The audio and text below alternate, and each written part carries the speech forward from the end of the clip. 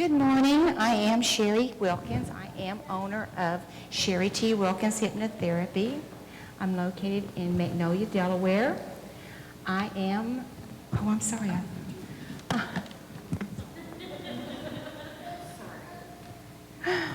I am a certified massage therapist, a certified hypnotherapist, and a personal performance coach.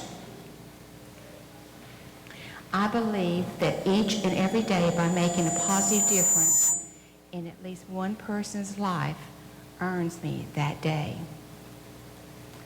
Let me ask you something. How many of you know anyone that has undue stress or lots of stress in their life?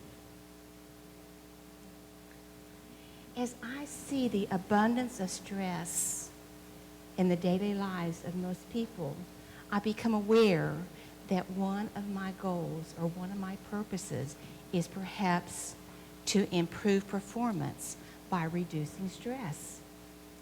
And the two main tools that I use to accomplish this are hypnotherapy and massage therapy.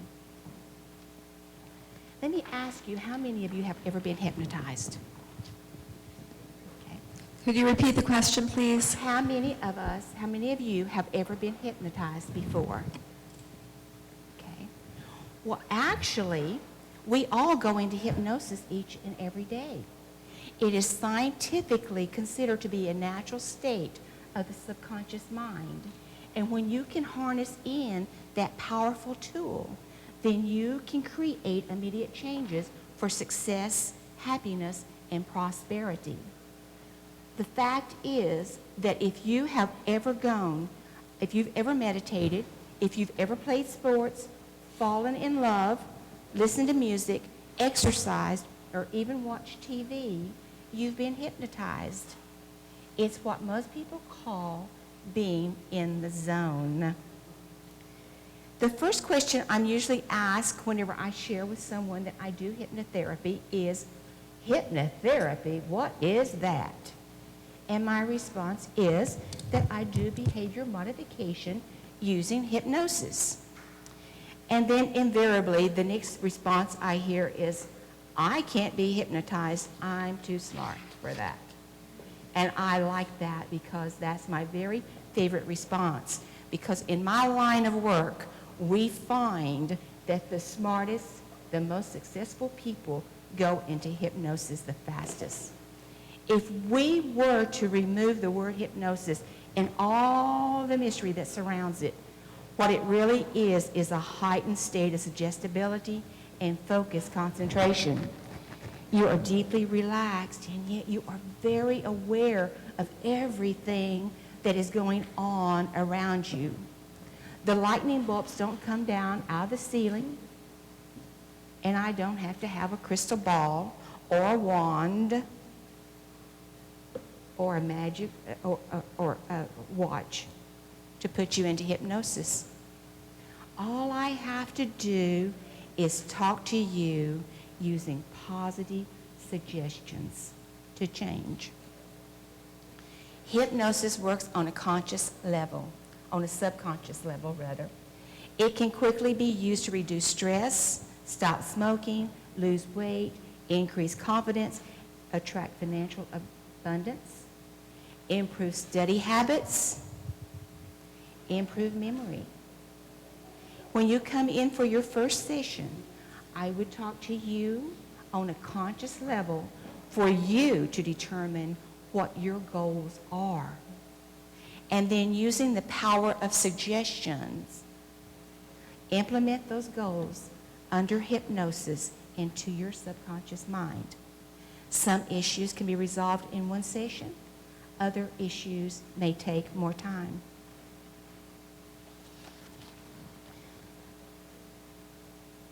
My next tool is massage therapy. And how many of you have ever experienced a massage? It is estimated that only about 20% of the population has experienced a massage.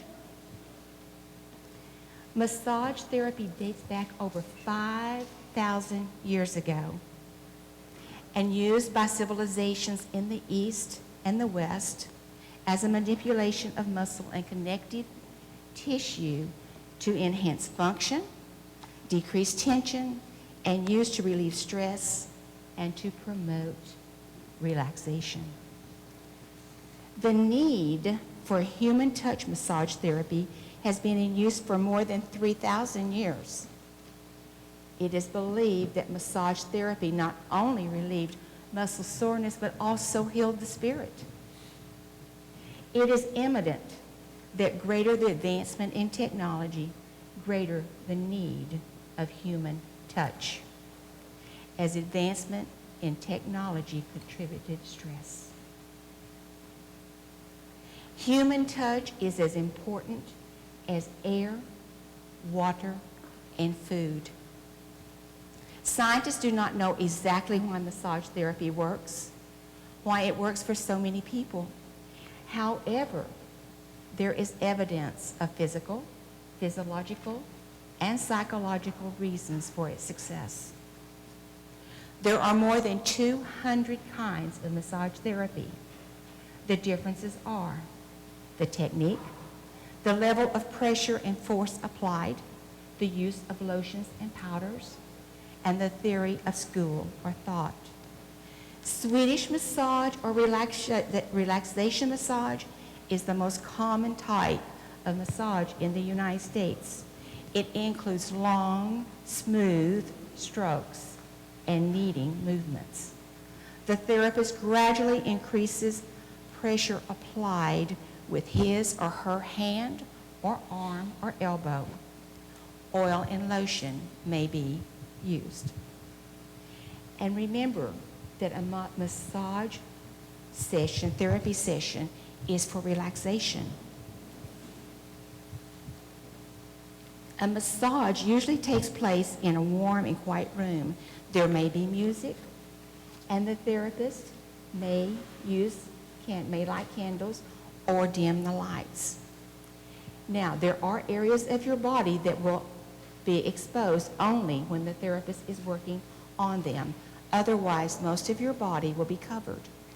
And after the massage, you will probably feel relaxed, and you will also have good range of motion in your joints. Massage therapy should not be a replacement for regular exercise, good nutrition, and other ways to reduce stress that produce long-term effects. Also, massage therapy or hypnotherapy should never be used in place of your doctor's advice. Whether it's hypnotherapy or massage therapy that ignites your interest, I am happy to speak to you and answer any of your questions. Massage therapy and hypnotherapy each can help people relax, reduce tension, and feel better, thereby allowing one to improve performance by reducing stress. Thank you. Her soothing voice was relaxing all of us. I noticed that around the room, especially me. I almost forgot about the 6-minute stuff. I wanted to just linger a while longer. Very good. I think we have the microphone that might be hiding, so I might have to share mine a little bit. Now we get to ask questions and comments, and who would like to start? Oh, here it is. Very good. Oh, I think you're welcome to start. You're right there. Welcome, Sherry. Thank I you. don't believe I was probably out on medical leave when you were here before, but it's good to have you back again. Thank you. Would you press the Finding Hope? I don't think we have that one set up, but yeah, let me see what we have there. Okay, you're updating that. All right, so if I were coming to you for a hypnotherapy session, what are the primary reasons that you hear people are coming for? Most people come to me for what we call self-mastery or self-improvement, just to feel better about themselves, or they have a goal that they want to accomplish, but most of it is for self-esteem and for self-confidence. That is mostly what I have clients for. And are they usually one-time sessions? No. Okay. Most of my clients, they come back at least once a month for reinforcement, for maintenance. And then do you track them after the sessions have closed? For example, if they've coming for 5 sessions and they've paid for that, Right. how do you track success? It is difficult if they don't continue coming to see me. Okay. Because, I mean, it's like if any self-help that you go to, unless you're staying in touch with that person, there's no way that you can know what the success is. So I could come for 5 sessions. Yes. I'm going to pick up on Robert Redford here and say, how much would 5 sessions cost me? It would depend upon it would depend upon the issue and what we would need to do. And lastly, what type of, you're collecting information from data. What type of data are you collecting to make this a successful session or sessions? Are you... Okay. Actually, what I do is I just want to know what do they want. If a person has an issue with self-esteem, why is the person having this issue? What has happened before? What are your thinkings on the issue? Okay, and now where do you want to go with it? And then we find how to work that together. So you map out a plan? We POA or plan of action? Because my lack of self-esteem is going to be different than someone else's. Because I'm where I am because of things that have happened to me in my life, and they're where they are because of things that happened in their life. And even though we could have 2 people there with the same similar background, there's still going to be different issues. So yes, everybody it's unique and it's individual. So are you collecting history, their history, to Yes. be able to put Yes, this into motion? yes, Okay, great. Thank you. yes. Work with a licensed social worker and, say, with children's counseling or anything like that? If I need to do that, I do recommend that everyone who comes to see me, that they have doctors on their team. In other words, even a person who has no, if someone comes to me that has absolutely no health problems, I still want them to have a doctor on their team just in case they need that doctor. Because I'm not a doctor, don't claim to be.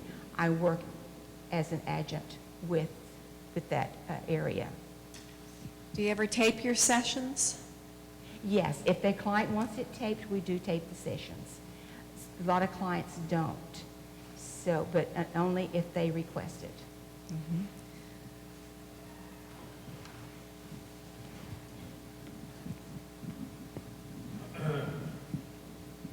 What level of licensing and/or insurance policies do you have to carry?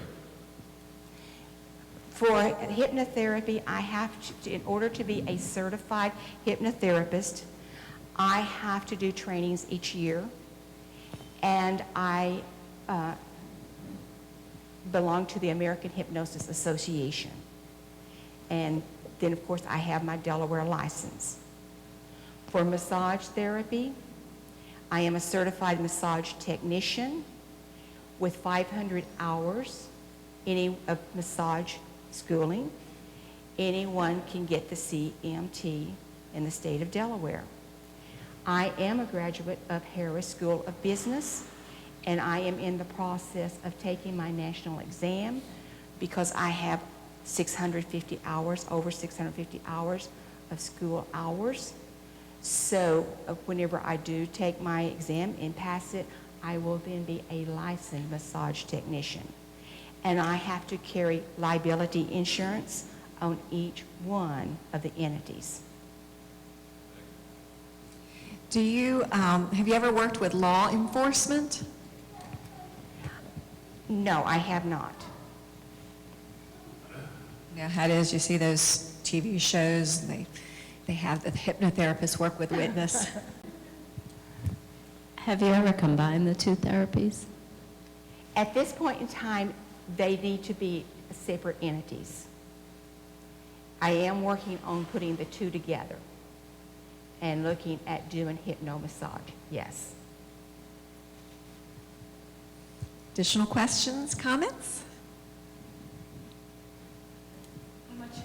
I don't think I got a response to the question about your fees, or did you? I don't think I Well, did. actually, it depends upon on the situation, on what the person is there for. But as a rule, the first session is 2 hours, and it's $100. And each follow-up session, as a rule, is $50, and that's about an hour. However, you know, again, it depends upon the, what it is. And of course, if somebody books more than one session, then there is a discount. Do you do referrals? Yes. You're licensed and you're certified, of course, there's a limit there, but when you're having that one-on-one dialogue and you see an additional need in an area, do you do referrals? And who are the referrals most likely to? Whoever is the best qualified for whatever that is, and whoever they have on their team. So that would be a medical doctor, or? Well, it depends on what the issue is. You know, whenever they come to me, they give me a list of who is on their team, and we work from there. What has been your biggest challenge?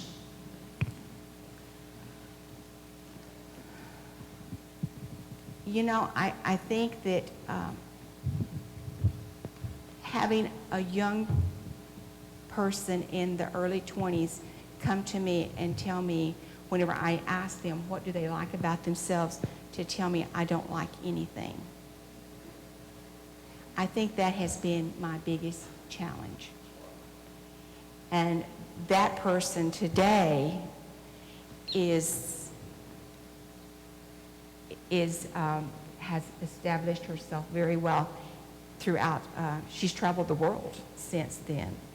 I also had one person who came to me, and again, in her early 20s, and I asked her what does she like about herself, and she said nothing. And I'm like, well, isn't there something? And she said, I'm a good mommy. And I thought that was cool. Hi, Sherry. Hi. I don't think you mentioned it, but I noticed the handwriting analysis. Yes. Is that just for informational purposes, or is this meant to be diagnostic, therapeutic? What's the deal with the handwriting analysis? Actually, whenever a client comes into the office and we're doing the first session, getting the paperwork in order, I do ask for handwriting analysis so that I can tell something about their personality. And I find that helps me to open it. It's an icebreaker between the client and me. But yes, I can also do handwriting analysis. You know, somebody's interested in what does my handwriting say about me, I can do that. Thank you.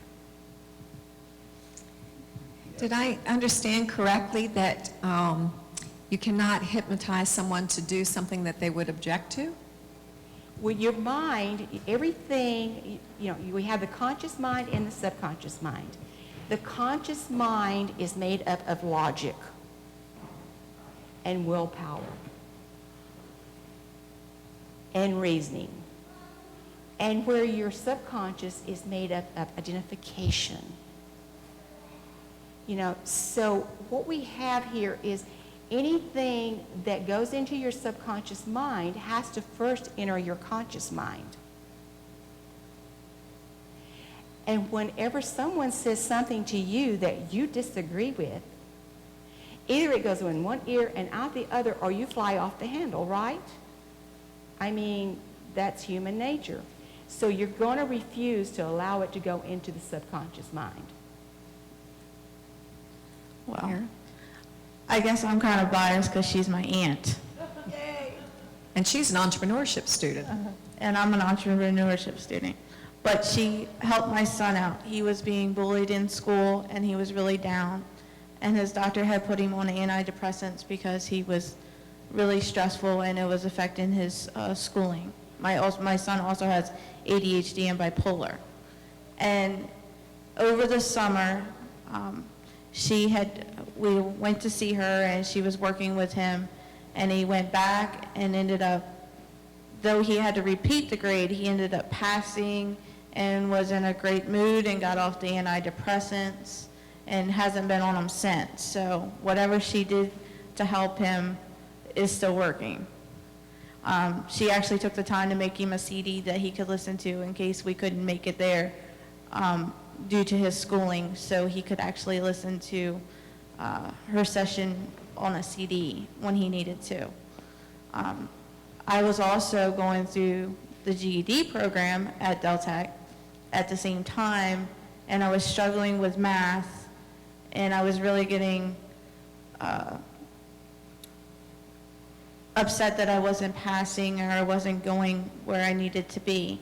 And I was contemplating quitting and just going back to being a stay-at-home mom. And she worked with me and taught me techniques on how to calm down and refocus. And I ended up getting my GED, and now I'm a full-time student here for entrepreneurship and marketing. So I can honestly tell you hypnotherapy does work. It helped my son, and it also helped me. So she's my go-to if I need any help. And like I said, I guess I'm kind of biased because she's my aunt, but she's awesome. Thank you, Kara. But notice what Kara said. It was what her son wanted, and it was what she wanted. I never once told Kara to go to college. It was, what do you want to do? Because it's her life. And I'm proud of you, Kara. We're all proud of you, Kara, and you should be very proud of yourself for your accomplishments. We're glad to have you here. Here we go. It's kind of a selfish, practical question. Are you familiar with the term trigger points? Yes, sir, I am. I have fibromyalgia. I'm very familiar with them. Okay, good. I was afraid it was you might know them by a different term. What are the various approaches to relieving a trigger point? My wife gets these, occasionally, mostly in the upper portion of the back, behind the shoulders. And the way we've dealt with it is with a lot of direct pressure, mostly with the thumb and so forth. Are there other approaches to dealing with trigger points? You can do that. You can also, there are tools you can get from the massage therapy places online or at the stores that you can use as a tool because it does work pretty rough on the thumb sometimes. Sure does. But yes, you can get tools. Okay, thank you. A TENS, a lot of people use a TENS. Are you familiar with the TENS massage system? No. Okay, it's operated on batteries. And you just put the pads on different places of the body. You want to be careful that it's only put on muscles. But those work very well also. Great, thank you. Yes, sir. Additional questions? Well, last but not least, Sherry, how can we as a community help to support you? You have done very well putting me in front of everyone here, and I greatly appreciate that. What I find that, and of course referrals, word of mouth, but what I find is anything that you have going on in the community that I can help you support. That is one of the best ways for me to get my name out there. So if you have something going on, just let me know, and I will do my best to be here.